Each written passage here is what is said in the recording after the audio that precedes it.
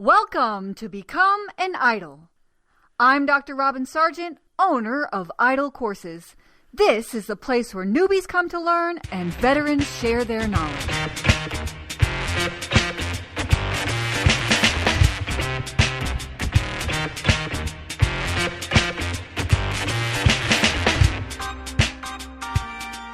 I have here with me today Annmarie Black, and she is one of our recent Idol success stories. And I brought Annmarie on here today to share her full story and how she made the transition to become an instructional designer. Annmarie, will you do a better job of introducing yourself and tell us a little bit about your background? Yeah, of course. Hello, Robin. Hi, everybody. So I started off as a teacher. I had like so many idols that I know. It wasn't necessarily a lifelong dream. It just my mom was a teacher and I wanted to try it out and I liked it. And I feel like I was a really good teacher. But what I started doing is, so I was a teacher in a private school at a Waldorf school, actually. And in this type of school, the teachers are also asked to participate in like the running of the school in the administration. And so on the committee that I was on, I actually started working with the professional development of my colleagues, kind of helping people find resources and in a way doing kind of training. And it turns out that I actually really enjoyed it and did more and more of that work until they wanted me to spend more hours doing that than I was in the classroom. And so for me, it was a very slow transition into training and instructional design. Yeah, I really, really liked it, liked what I was doing, but it was all very hard copy paper or standing up in front of people and presenting an idea or having a conversation with a group of people. There wasn't really this e-learning element to it until, and you guys probably know what I'm going to say, until COVID happened. And at that point, of course, like everybody, we went 100% remote. And I was still wanting to get this information to my teachers and teachers' assistants and board members and all these people I was working with. So I had to learn new tools and I had to explore out of the box ideas that I hadn't before. And I loved it. I had so much fun teaching my teachers how to use Google Classroom and teaching them how to use Zoom and making little videos for them. And so I thought, hey, what if I stepped out of the classroom entirely and started doing this? And that's when I started researching, and that's when I found Idol.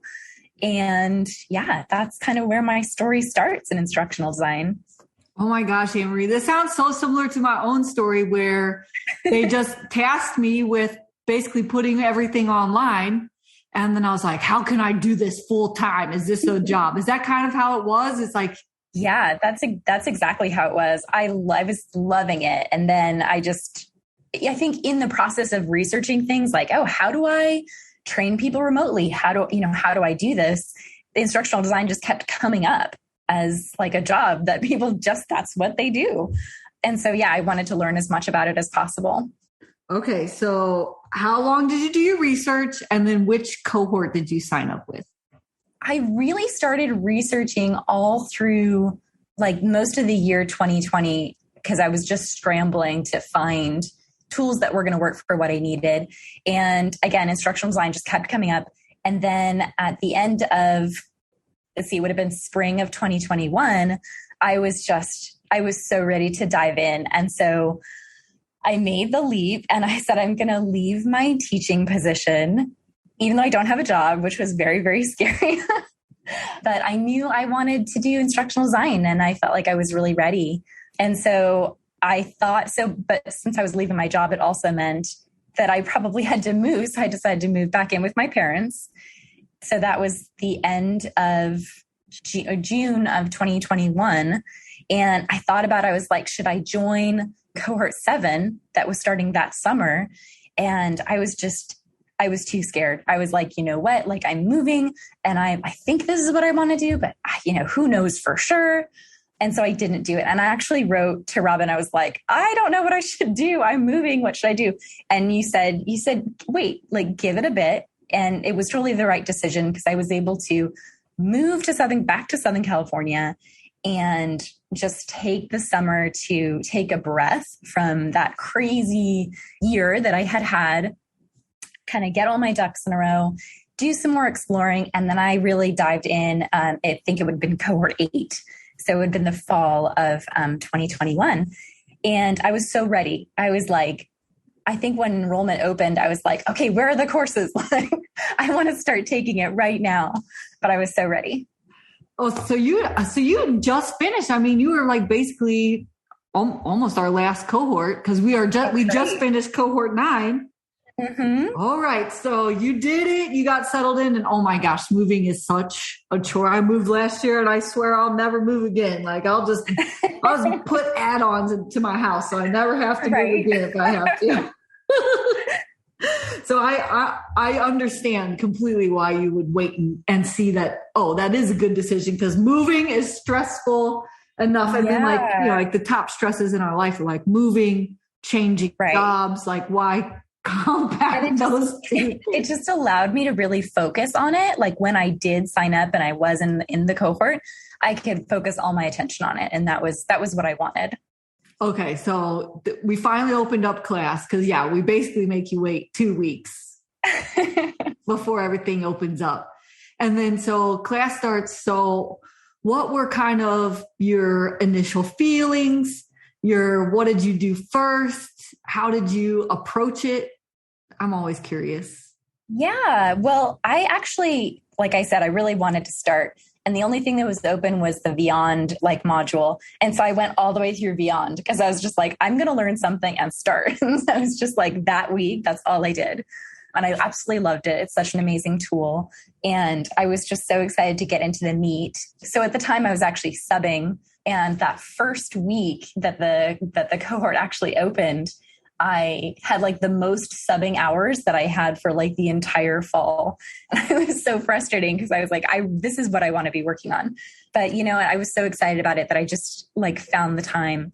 And working through Do It Messy was scary, because I don't have a big graphic design background. So I feel like that's kind of one of the things that I'm always looking at my work and saying, does it look right? You know, how do I change it? Maybe I know it doesn't look right, but I don't know how to make it better. So Do It Messy was scary for me, but having the feedback of the community was absolutely invaluable. All of my assets were so much better after reaching out to the community and getting their feedback. It was just like across the board. That helped so much. Yeah. And then at the end of Do It Messy, I really started just applying for jobs super consistently. Yeah, I hit it really hard. Every day I was applying for like multiple jobs. So did you actually just do It Messy, and then you're like, all right, I'm going to do it. I'm going to just start applying? Yeah, that's really where I was. So I had broken up in my day, and I feel like this was advice from the academy. I can't remember where, but I put down like all the things that I wanted to get done in my day. So it was like new work on assets, and working on my LinkedIn, applying to jobs, and then refreshing or adding feedback from assets that I had already submitted. So there was like 4 or 5 things, and I kind of broke up in my day, and I was like, okay, I'm going to spend 2 hours doing this, and then half an hour doing this, and half an hour. And so every day I kind of had this process where I was either learning something new or working on something new from the academy. So I kept working through it while I was applying, but I definitely spent time every day making sure I was applying to jobs and working on my LinkedIn as well. Now, when you say working on your LinkedIn, are you talking about updating your profile, or are you talking about building your network? A little bit of both. Yeah. I mean, in the beginning, it was definitely more towards getting it up to that level that you talk about in the academy. But after I felt like it was kind of in a good place, it was networking and trying to think of posts and just communicating with people. Yeah, just trying to have a presence on LinkedIn. Okay. And so you're just applying as much as you can, which so much of it is that game. So right. I don't care what people say. And so do you think that you started applying like probably like the third, fourth week of the academy, or? Yeah, just about then. And tell us what happened. It went up and down. Sometimes it was like 10, 15 in a day, and sometimes it was just a couple. Yeah. And so when did you start getting interviews? Was it almost right away or? I probably started getting interviews, or at least I definitely started getting recruiter calls like the middle to late part of October. I started getting a lot of recruiter calls. I started getting people reaching out to me, like recruiters reaching out to me on LinkedIn. And that was very exciting, and started really interviewing probably in November. That's about on track, isn't it? That's like what it looks like, isn't it? So it's like you started in September, October, you started getting the reach outs, November, you started doing interviews. Okay. Yeah. So how many of these interviews did you do? Can you remember? Oh gosh, I don't know that I can remember. There were so many, and they all kind of blended together. Yeah. I had before each one, I had to be like, okay, who am I talking to, and what is this job about? But I definitely I had a ton of recruiter calls. Like I didn't keep track of those, but I definitely had a few. I had like 3 or 4 interviews that had I was several interviews in. Like I think I had 3 companies that I got to a 3rd interview with them. And then I had a whole bunch of first interviews, but God, I don't know. I probably talked to 20 different companies. I don't know, all together. So I was very busy. Do you feel like you got better as the interviews went on, or do you think you just kind of got closer to the type of job that you wanted, or what did that? I definitely think I got better. I mean, I think I got better at interviewing because you kind of tend to anticipate the questions they're going to ask. Yeah. So yeah, I definitely think I got better at interviewing. Okay. So you are down to 3rd interviews with 3 companies. Yeah. Tell us what happened.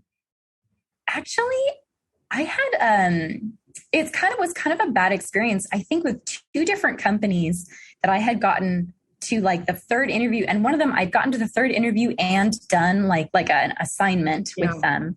And I thought they were great. I was for sure, I'm going to get this job. I really clicked with the people. I just feel like it was amazing. And I heard nothing. Wow. Nothing back. And I did the whole thank you for sitting down with me. Here's a thank you email. Contact me if you have any questions, that whole thing. Didn't hear anything. And then 2 weeks later, they sent me a survey, how was our interview process for you? I was not very good.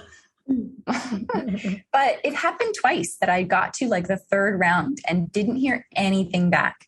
So that was pretty frustrating.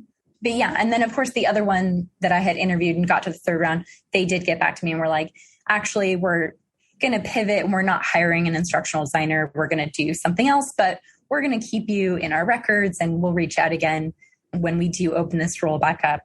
So I took a break for the holidays and didn't really do a lot of applying. I just finished up interviews that I already had scheduled.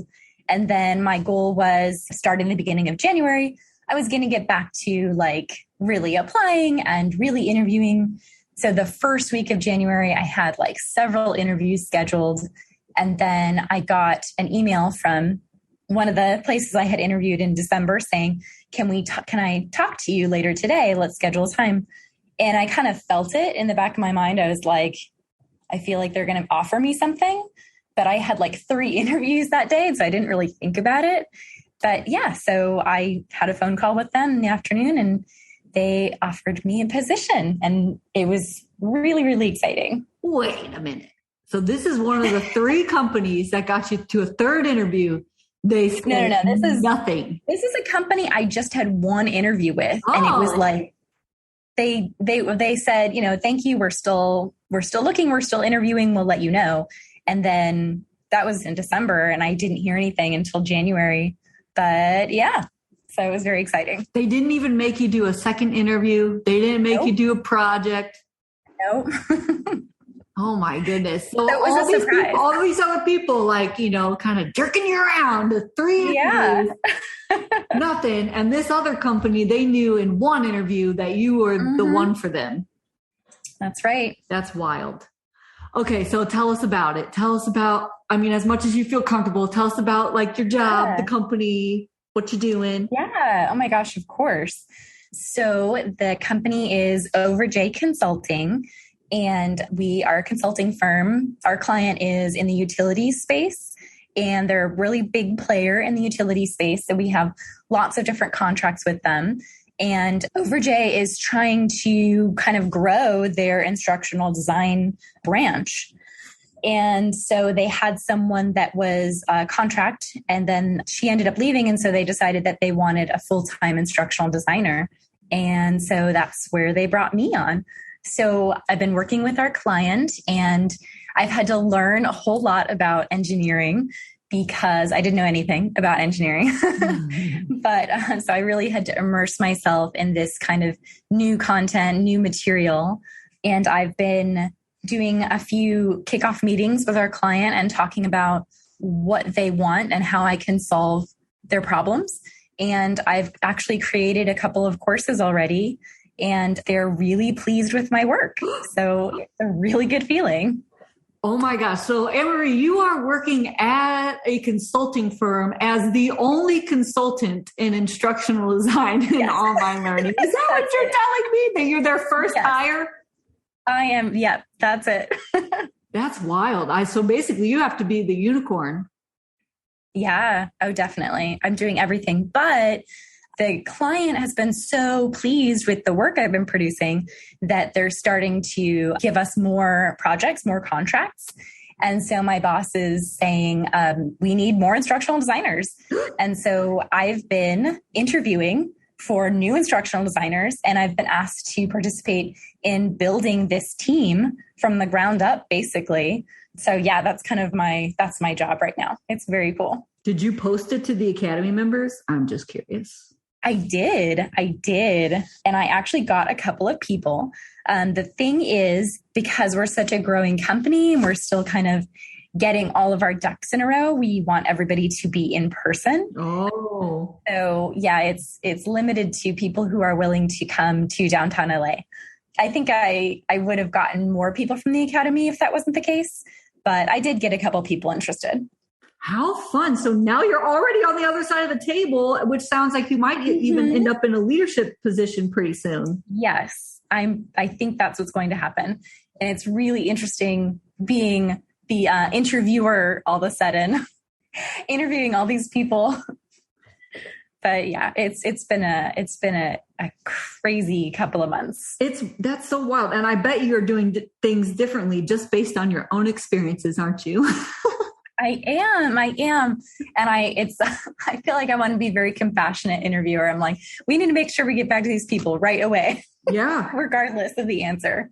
Yeah. No ghosting people. You're doing exactly what you're supposed to, like being the change you want to see. That I just love this, Annmarie. This is incredible. And I mean, you really kind of had a leadership role before. So really, I mean, it's not that surprising, but it is pretty cool to think you transitioned to a new field and all that experience you had kind of in that leadership role in as a teacher has now just shined through. And that's where you're headed right now. Yeah, it's pretty incredible. Oh my gosh. Okay. So what are some of the things that you learned that you want to share with other idols about any part of this process that you're like, this was a game changer for me? I think just do it. Like the whole do it messy thing is so true. Like you just have to dive in and get it done. And your first interview is not going to be perfect. It might not even be good, but your next interview, your third, your fourth, your fifth interview, you're going to get better. You're going to get more used to it. Just start applying to jobs. One of the things that really spoke to me was the idea that when you see a job posting, that is their wish list. And if you don't have every single item on that list, like you should still apply if you feel like you'd be a good fit. Yeah, I think that's really important. The other thing I would say is, just trust yourself and believe in your own worth. When I originally got offered this position, I was like, should I try and negotiate the salary? Like I was really, really scared about that. And I did. And I was so glad that I did. Because I don't know. I just think it's a part of that I'm worth it kind of mindset and saying, yeah, I know what I deserve and I'm going to produce this level of work. And to be confident in that is so important. Now, one thing I hear from people that come out of teaching, and I know you're in a private school, Annmarie, but that come out of teaching in California, is they make about the same as instructional designers. Was that kind of the case for you? Like, was it kind of a lateral move as far as salary goes, or did you actually get an increase? Well, so like I said, private school and private school teachers usually make less than public, but I actually doubled my salary. Yeah. So I'm pretty pleased about it. I love it. And I love that you said that it's like a wish list, and you even got third round interviews, and you took a little break, right? But you didn't give up. And it was almost like right when you gave yourself the space that you got that phone call. Yes, that's so true.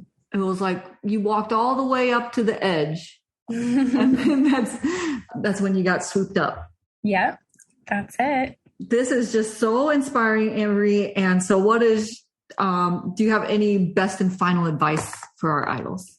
Do the academy. Even if you're listening to this and you're kind of thinking about it, I found it such an amazing investment in not only the time that I was actively working through it during the Do It Messy and during the fall in the cohort, but even now, if I have a question about something, or if I want to reach out to other instructional designers, it is an invaluable community.